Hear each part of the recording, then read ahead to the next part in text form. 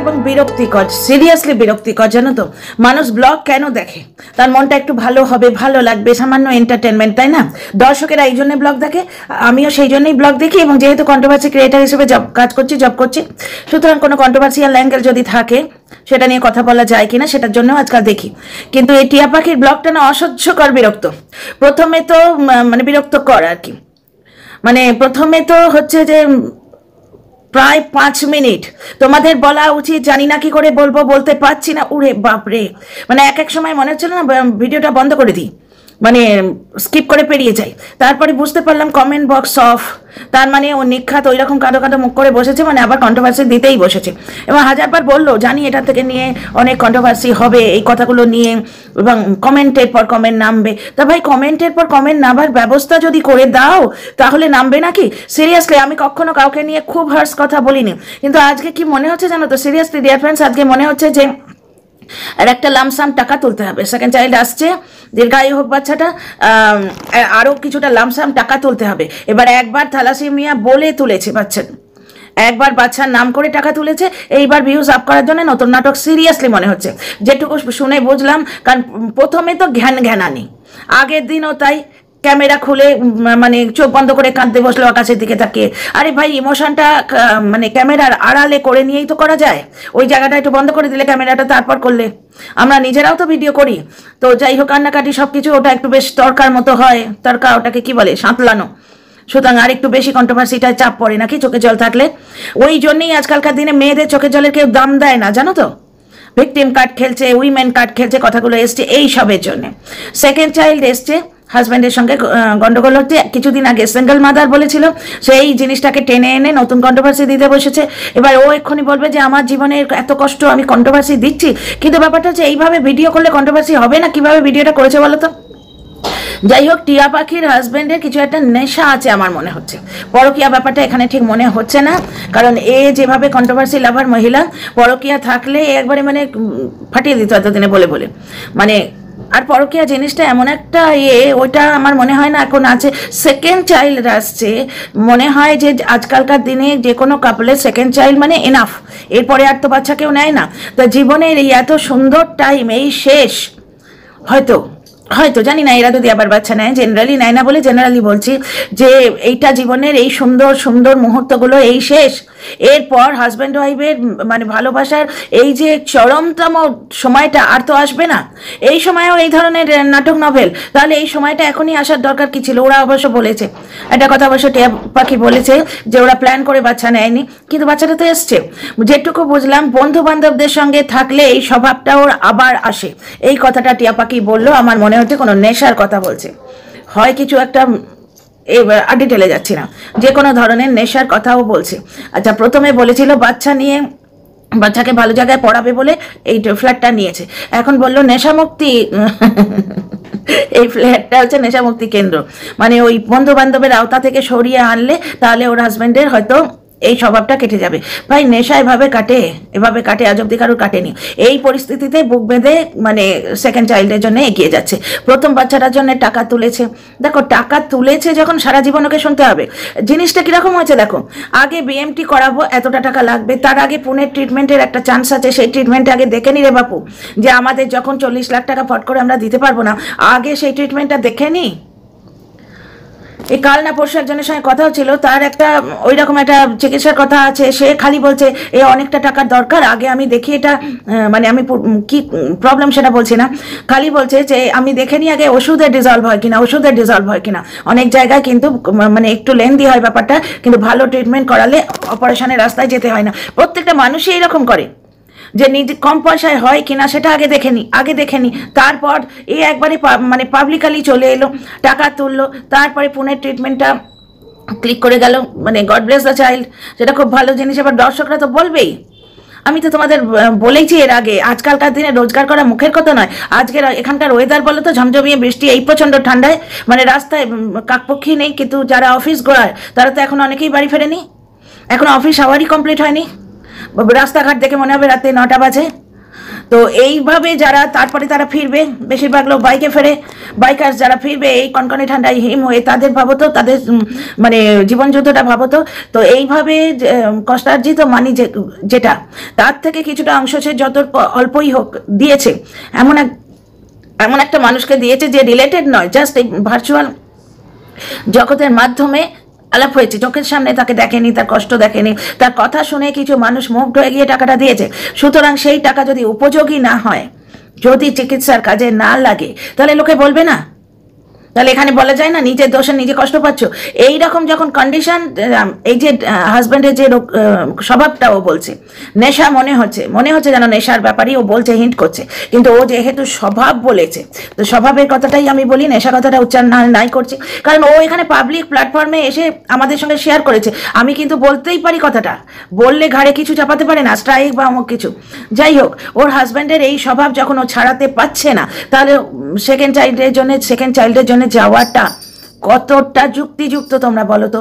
প্রথম চাইল্ড দীর্ঘজীবী হোক, কেউ ওর সন্তানের দিকে কুদৃষ্টি দিচ্ছে না। কিভাবে সেদিন বললো ভাই, ওই গোলা রুটির কথাটা আজকে বারবার বলছিল না, গোলা রুটির ব্লগটাই লাস্ট ব্লগ কবে হয়েছে, 2 দিন আগে না 3 দিন আগে, আমি ঠিক বলতে পারবো না। অমুক তমুক, ভাই প্রেগনেন্ট মহিলা, তুমি যদি নাটক দিতে আসো না, খুব ভালোভাবে ভেবে নাও, মায়ের মানসিক অবস্থার মানে এফেক্ট কিন্তু সন্তানের ওপর পড়ে। এই সময় মানে রসে বসে মানে নোংরা কিছু ভেবো না, মানে মনটা রসে বসে থাকবে, ভালো ভালো ছবি দেখবে, মনের মধ্যে বেশ সুন্দর সুন্দর গান গুনগুনাবে, তবে একটা হেলদি ভালো চাইল্ড হবে।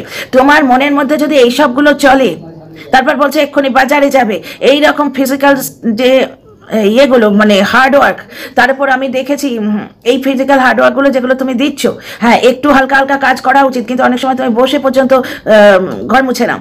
তাছাড়া আমি দেখেছি অনেকগুলো শর্টস, এই তো রিসেন্ট শর্টসই হবে, আমার হাজব্যান্ড আমাকে কত কিছু কেয়ার করে, হাজব্যান্ডস কেয়ার নামটা, ওর বর বসে বসে ওই ব্যবসার মাল গোছাচ্ছে, ও কাজ টাজ করে সোফায় এলিয়ে পড়েছে, এইরকম একটা শর্টস দিয়েছে। সেটা ওটা নাটিকাই দেখাচ্ছে, কিন্তু ব্যাপারটা হচ্ছে নাটিকাটা করার জন্যও কিন্তু শর্টসটা করতে হয়েছে, বুঝতে পারছো? নাটিকাটা করার জন্যও কিন্তু ওই শর্টসটা ওকে করতে হয়েছে, মানে ওই কাজগুলো ওকে করতে হয়েছে, যেটা কি ওর প্রেগনেন্সি অবস্থায় করা উচিত। আমি দেখে ঠিক বুঝতে পারিনি ওটা আগে শর্টস কিনা, বা পেটের মধ্যে কাপড় টাপড় গুঁজে করছে কিনা। আজকে তো বসে আছে, পেটটা পুরো ফ্ল্যাট লাগলো, অবশ্য সেটা বসা পরিস্থিতির জন্য লাগলো, ও যে প্রেগনেন্ট সেটা বোঝাই যায়, সেটাকে অস্বীকার করছি না, কিন্তু কি অদ্ভুত সুন্দর লাগলো, মানে ছিপছিপে চেহারা। তো এইখানে এই যে হাজব্যান্ডের নেশার ব্যাপারটা, এই ব্যাপারটা জানা থাকা সত্ত্বেও মানে সেকেন্ড চাইল্ডের চাপটাও নিয়ে নিল, বুঝতে পারছো? মানে সারা জীবনই এই নাটকটা চলবে নাকি? ইউটিউব ওর ইনকামের সোর্স, ও নিজের সমস্ত শখ আহ্লাদগুলো নিজের ইনকামের টাকায় পূর্ণ করেছে, হাজব্যান্ডের কাছে খুব বেশি কিছু কোনো দিনই চায়নি। হাজব্যান্ড বাড়ি এসেছিল 2 দিন আগে, তাকে ফেরত পাঠিয়ে দিয়েছে যে তুমি যেদিন ভালো হবে, শুধরে যাবে, সেদিন আবার এসো। শুধরে যাবে মানে কি? কিছু একটা বলছে যে আমাদের মধ্যে একটা প্রবলেম আছে। এইখানেও কন্ট্রোভার্সিটা কিভাবে দিচ্ছে দেখো, আমাদের মধ্যে প্রবলেম শুনলেই প্রথমে, এখন ইউটিউবে যে ট্রেন্ড চলছে বুঝতেই পারছো, পরকীয়া ট্রেন্ড, প্রথমেই মনে হয় যে কি তৃতীয় নারী আছে, বুঝতে পারছো? তারপরে বোঝালো যে না, হাজব্যান্ডের একটা স্বভাব, মানে এটা নেশা টেশার কথাই বলছে, বন্ধু বান্ধবদের সঙ্গে মিললে যেটা হয়ে যায়, তা সেই জন্যই ও সিঙ্গেল মাদারের কথা না কি বলেছিল। তারপরেই কিন্তু বরকে জড়িয়ে ধরে সেই ভিডিওটা দিয়েছিল। তাহলে নিজেকে কোন মিথ্যাচারিতার রাস্তায় ও এগিয়ে দিচ্ছে, কোন মিথ্যাবাদীর আসনে ও বসাচ্ছে, মানে সে কখনো হাসছে কখনো গাইছে, কি অদ্ভুত পাগলাম ওইটা। মানে দর্শকরা ওর উপর ফেথ রাখতে পারবে না তো? ওর মাকে বলেছে এবং ওর মা বলেছে মানিয়ে নে, তার মানে এমন কিছু সাংঘাতিক ব্যাপার কিছু নয়। কারণ তোমরাই দেখো না, হাজব্যান্ড যদি আর একটা মেয়ে নিয়ে হাজির হয় বা একটা মেয়ের সঙ্গে রীতিমতো সম্পর্ক রাখে, তাহলে মানিয়ে নে প্রশ্নটা আসে না। যে সময়ে মানে প্রেগনেন্সি মানে কি, হাজব্যান্ড ও ওয়াইফের প্রেমের চরমতম মানে যে ফেজটা, মানে এই সময়টা যেন সেই টিনেজ বয়সে প্রেম ভাবটা ফিরে আসে, আবার সেই চোখের দিকে তাকিয়ে হাসা, মানে আটপৌড়ে জীবনযাত্রায় যে জিনিসটা ক্লিশে হয়ে যায়, ভালোবাসাটা ভেতরে থাকেই, ফলগুর মতো বইতে থাকে, কেয়ারিং নেচারটা থাকেই, কিন্তু যে দেখানোটা, যে মানে সেই সুমন চট্টোপাধ্যায়ের গান, এমন একখানা হাসি দেয়া যে প্রতি মুহূর্তে জানিয়ে দেয়া তোমায় ভালোবাসি, এই ব্যাপারটা আটপৌড়ে জীবনযাত্রায় কিন্তু নষ্ট হয়ে যায়। প্রেগনেন্সির সময় সেই জিনিসটা ফুটে ওঠে, তাই না? সেইখানে এরকম কাণ্ড হচ্ছে, এবং ওর হাজব্যান্ডকে ফেরত পাঠিয়ে দিয়েছে, বলছে তুমি যখন শুধরবে ফিরে আসবে। এবং টিয়া বলছে যে ওর হাজব্যান্ড কোনো রকম আপত্তি করেনি, যে না আমার অন্যায় হয়ে গেছে, যে আর করবো না, আমি সামলাবার চেষ্টা করছি নিজেকে, এসব কিছু না। ওকে যেই বলেছে যে তুমি চলে যাও নিজের বাড়িতে, ও গুটি গুটি চলে গেছে। এইবার বাচ্চা নিয়ে ও একা বাজার করতে যাবে। এটা কত বড় সেফ ব্যাপার বলো তো। তাহলে যেখানে বাবা এইটুকু দায়িত্ব নিচ্ছে না যে একটা অসুস্থ বাচ্চা আছে, বর্তমানে ছেলেটা সুস্থ আছে, সুস্থ থাক, এই কথাটা নিয়ে আবার চিৎকার করতে না বসে যায়। তাই আমি বলছি আর কি, অসুস্থ মানে কি বাচ্চাটা খুবই ভালো আছে, এখন দীর্ঘায়ু হোক, ভালো থাক, কিন্তু ব্যাপারটা হচ্ছে তার একটা এরকম হিস্ট্রি আছে, ট্র্যাক রেকর্ড আছে। সেইরকম একটা বাচ্চা, বিজনেস আছে, স্ত্রী প্রেগনেন্ট, বাড়িতে কাজের লোক নেই, ফ্ল্যাটের লাইফ মানে হচ্ছে তোমার কি বলে নিউক্লিয়ার লাইফ। সেইখানে তার বর ছেড়ে দিয়ে চলে গেল। শুধু তাই নয়, দুদিন পরে যখন এসছে, ওয়াইফ যদি একটা কথা বলেও থাকে, তার এই অবস্থায় অন্তত ওখানে ডেন্টে বসে থাকা উচিত ছিল যে না এখন আমি যাব না, ঠিক আছে থাকা, এটা ভুল হয়ে গেছে, আমি চেষ্টা তো করছি। মানিয়ে গুছিয়ে বউকে মানে ভালো যদি সে বেসে থাকে, দুজনে মিলে একসঙ্গে প্রেগনেন্সি কথাটা বললো, তাহলে এইরকম স্বামীর ওপর কতটা ভরসা করা যায়। সেই স্বামীর ওপর ভরসা করে সে সেকেন্ড চাইল্ড নিচ্ছে। এবং এই লোকটিকে কোনো কাজ করতে কিন্তু আমি দেখছি না। আমি এদের গত বছর থেকে ভিউয়ার, আগের ব্যাপার স্যাপার জানি না, যেটুকু দেখছি এর ব্লগ দেখি, মাঝে মাঝেই দেখি, ডে টু ডে হয়তো দেখি না কিন্তু দেখি। তো এদের ইয়েতে কখনোই জীবনচর্যার মধ্যে কখনোই লোকটি কাজ করতে যাচ্ছে, হাজব্যান্ড বেরোচ্ছে কাজে, তার টিফিন প্যাক করে দিলাম বা ও এই সময় ফিরবে, এই ধরনের কিছু দেখতে পাচ্ছি না। যুক্তি দিয়ে কথা বলি ভাই, ডিজিটাল প্রমাণ দিয়ে কথা বলি। তো সুতরাং মনে হচ্ছে এই লোকটি কাজ কিছু করে নাই, ব্লগিংটাই এদের একমাত্র সোর্স অফ ইনকাম, বুঝতে পারছো। আর মেয়েটা একটা শুরু করেছে, কি বলছে, বিজনেস শুরু করেছে। তাহলে যে স্বামী বিজনেস, অসুস্থ ছেলে, দ্বিতীয় সন্তান আসছে, গর্ভবতী স্ত্রী, ফ্ল্যাটে একা থাকছে, এই সমস্ত ছেড়ে জাস্ট তুতু মায়ে কি বলে ওটাকে, মন কষাকষির জন্য স্ত্রীকে এই অবস্থায় ছেড়ে দিয়ে চলে যেতে পারে, কতখানি সে রেসপন্সিবল স্বামী। তার উপর ভরসা করে দ্বিতীয় সন্তান নেয়া, যেখানে প্রথম সন্তানের জন্য এত কষ্ট। সেই ভিডিওটা আমি প্রথম দেখেছিলাম, পাগলের মতো এসেছিল, তোমাদের কাছে যা আছে দাও, 25টা টাকা হলেও দিয়ে দাও। আমি সেদিন একটা মায়ের অব্যক্ত কথা বুঝেছি, সেটা নিয়ে কোনোদিন ভিডিও করিনি। এবং তখন তো আমি মানে একদম নতুন, এখানে টিনাকে নিয়েই ভিডিও করতাম এবং এখনও টিনাকে নিয়েই মেনলি ভিডিও করি। টিনার জন্যই চ্যানেল খুলেছিলাম, আমি বহুবার বলেছি, টিনার জন্যই আমার চ্যানেলটা, টিনার জন্যই আমার ইউটিউবে এই জার্নিটা, মানে কন্ট্রোভার্সি জার্নিটা, আমার চ্যানেলটাই ওর জন্যে। তো কিন্তু এখন যেহেতু অনেকটা সামলে গেছে, আমি অন্য টপিকেও মানে ধ্যান দিচ্ছি। এইবার একটা জিনিস দেখো, এই ভিডিওটা না চা করতে গিয়ে এলো, জানো তো, যেহেতু টিয়া পাখির ভিডিও এখন দেখছি, এলো, আমি ভাবলাম দেখি কি বলছে, তারপরেই দেখি কমেন্ট বক্স অফ, এবং ওইরকম চোখ বন্ধ করে বসে পড়েছে, তখনই বুঝেছি যে ব্যাপার স্যাপার কিছু আছে। তারপরে প্রেগনেন্ট মহিলা কাঁদছে, সে তার হাজব্যান্ডের কথা ওইভাবে বলছে, এগুলো মানসিকভাবে বাচ্চাটার ক্ষতি করছে। বাচ্চার মাকে এখন প্রফুল্লিত থাকতে হয়, আনন্দিত থাকতে হয়। প্রেগনেন্ট অবস্থায় যে স্বামী সেটা প্রোভাইড করছে না, সেখানে দুটো বাচ্চা তার উপর ভর করে, তার কাঁধে ভর করে। বেশি বড় করবো না ভিডিওটা, কারণ কি এর ব্যাপারটা না, এই কালই দেখলাম ওই গোলা রুটির ভিডিওটা, যেটা ও রেফার করছে এইভাবে, সেখানে কত কথা বললো কমেন্ট অফ করে, আমাকে বাঁচতে দাও, আমাকে বাঁচতে দাও, মানে প্রত্যেক দিন কান্নাকাটি করে চলে আসছে। আর কান্নাকাটির ভিডিওটা যেটা, মানে ধৈর্য থাকে না ভাই, ধৈর্য থাকে না। আজকেই ভাবছিলাম যে ভাড়মে যায়, আমি এটা নিয়ে কিছু বলবোই না, কারণ বলার ইচ্ছে না হলে ওই ভিডিও দেখার তো কোনো প্রয়োজন থাকে না, দেখার কিছু নেই ওতে। বাপ রে বাপ, মানে এই তো সেদিন কালকে কত কথা বললো। তারপরে তোমাদের সঙ্গে এটা শেয়ার করা দরকার, কারণ আমি অনেকদিন ব্লগ দিতে পারছি না, ঠিক আছে। এটা অন্যভাবে কিন্তু শেয়ার করতে না চাইলে অন্যভাবে বলা যেত, যে একটা ভিডিও মানে কাজ করছি, করছি, সেগুলোই দেখাতো, বেশ খানিকটা 10 মিনিটের ভিডিও হয়ে যেত। আর এবং লাস্টে বলে দিত যে আমার হাজব্যান্ড এখানে নেই, তো সুতরাং বাইরের যে কাজগুলো সেগুলো তোমাদের সঙ্গে দেখাতে পারছি না। একটা নতুন ফ্ল্যাট, ব্যালকনিতে কাপড় মেলছে, করছে, এগুলো দিয়েও ভিডিওটা করে দেওয়া যায়। হ্যাঁ, মানসিক একটা কষ্ট আছে, শারীরিক কষ্ট আছে, এই সময় সংসারে পুরো কাজ হট করে নিচে হয়ে যাওয়ার কাজগুলো, যেটা একটা বাড়িতে লোক থাকলে সে করে দেয়, এই জিনিসগুলো আমি বুঝি। হট করে ধরো নিচু হতে হলো, কিছু একটা পড়ে গেছে, বা এই যে ঘর মোছাটোছাগুলো, বিজনেসের ব্যাপার ট্যাপারগুলো, ঠিক আছে, অসুবিধা তো ওর হচ্ছেই, কিন্তু একটা সামান্য সাধারণ একটা ভিডিও করে দিতে পারতো, ঠিক আছে। এদের লাকটা খুবই ফেভার করে গেছে, এরা এত বড় ব্যাপারে উঠে পড়েছে, মানে এত বড় একটা সাবস্ক্রাইবার ওলা চ্যানেল হয়ে গেছে। দেখো ভাই, অনেকে কিন্তু চেষ্টা করে, আমি যেটা দেখছি এখানে, আর একটা টপিকে আমার কথা বলার আছে, তারা কিন্তু বেশ ভালো চেষ্টা করছে, বুঝতে পারছি, এবং সব পরে বলবো, থাকে এই টপিকে, এই ভিডিও নিয়ে আসছি না। কিন্তু লাখের একটা ব্যাপার আছে, সেই নিজের যে লাখ, ভাগ্যলক্ষ্মী, তাকে অন্তত সম্মান করো। প্রত্যেক দিন এই কান্নাকাটি করতে করতে চলে আসছে, মানে নাটক নভেল কেমন লাগছে। আমার মনে হচ্ছে দর্শকরা বিরক্ত হয়ে যাবে না, রোজ রোজ রোজ রোজ। কালকে এলো সেই বিএমটির জন্য যে টাকাটা তোলা, সেইটা নিয়ে গোলা রুটির ভিডিও, যেটা বলছে ব্যাকগ্রাউন্ডে সেই একই কথা, ঘ্যানর বললেই বলছে বলে 16 মিনিট না 15 মিনিট কাটালো। আমি কিছু বলতে পারবো না, অথচ বলছে সে বলতে পারবো না করে সে দিব্যি বলছে। আজকে আবার চোখ বন্ধ করে কান্নাকাটি করতে বসলো। ফ্ল্যাটে আসার আগের দিন মানে সিঙ্গেল মাদার বলে ইয়ে করতে রইলো, নানা রকম বলতে রইলো। তারপর হাজব্যান্ডকে জড়িয়ে ধরে বাইকে বসে চলে এলো। তারপর ফ্ল্যাট নিল ছেলের জন্য। এখন বলছে ওটা নেশামুক্তি কেন্দ্র, কারণ পয়সা দিতে লাগে। এবার জানুয়ারির সময় আসতো, এই 2-3 দিন ও এসেছিল হাজব্যান্ডকে ওই পরিস্থিতি থেকে সরিয়ে নেওয়ার জন্য।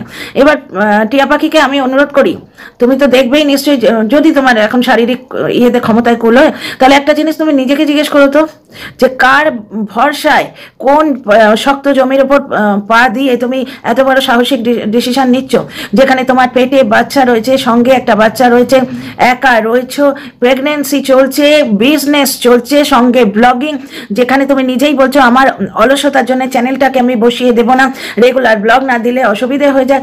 এই অবস্থায় একটা পুরুষ মানুষ তোমায় ছেড়ে দিয়ে চলে যাচ্ছে। প্রেগনেন্সির সময় স্বামী স্ত্রীর প্রেম যে সময় তুমতে থাকে, তাহলে সেই মানুষটা ভবিষ্যতে কি করবে তোমার মনে হয় না? আর নেশা থাকলে এত সহজে ছাড়ে না। ঠিক আছে, শুধরানোর ব্যাপারটা তুমি বারবার বলছো যে তোমরা বলবে আমারই দোষ, তোমার মা বলছে মেনে নে মেনে নে মেনে নে, মানে এমন সাংঘাতিক কিছু নয়, একটু হয়তো মদ খায় বা অন্য কোনো নেশা আছে, বুঝতে পারছো? তো মেনে নে, আমি সেটা মেনে নিতে পারছি না, তোমরা বলছো আমারই দোষ। এবং বলেছে বলে হাজব্যান্ড টুকটুক করে নাচতে নাচতে আবার চলে গেছে। নাটক নভেল ভাল লাগছে না, বুঝিয়ে বলো, অথবা বলতেই না, বলার দরকার ছিল না, তুমি ওই ব্লগের মধ্যেই বারবার বলে দিতে হাজব্যান্ড নেই, সুতরাং এর চেয়ে বড় করতে পারছি না ব্লগটাকে, ব্যাস চুকে যেত। চ্যানেলও চলতো, চ্যানেলে ভিডিও তো তোমায় দিতেই হবে, নিজেই বলছো চ্যানেলকে ডাউন করবো না, কারণ হাজব্যান্ড ওখানে কতদিন বসে থাকবে, ততদিন তুমি ভিডিও দেবে না। শুধু ভিউ টানার চেষ্টা। সিরিয়াসলি ডিয়ার ফ্রেন্ডস, আমি কারোর উপর হার্টস হই না, খুব মানে আননেসেসারি, কিন্তু আমার এটা নাটক লাগছে, সিরিয়াসলি নাটক লাগছে, আর এই কান্নাকাটি আর ভালো লাগছে না। কমেন্ট বক্স অফ করে ক্যামেরা খুলে কাঁদতে বসলো, এতে যে তোমার চোখের জলের দামটা কমে যাচ্ছে তুমি বোঝো না। তো যাই হোক ডিয়ার ফ্রেন্ডস, ভিডিওটা যদি ভালো লাগে তোমরা তোমাদের কমেন্ট, নিজেদের কমেন্ট আর কি আমার কমেন্ট বক্সে লিখে জানিও, আর সাবস্ক্রাইব করে পাশে থেকো। অ্যাকচুয়ালি একে নিয়ে বলতে গেলে যে ইরিটেশনটা হচ্ছে না, সেটা আমার চোখে মুখে বোধহয় ফুটে হচ্ছে। তো see you in the next video.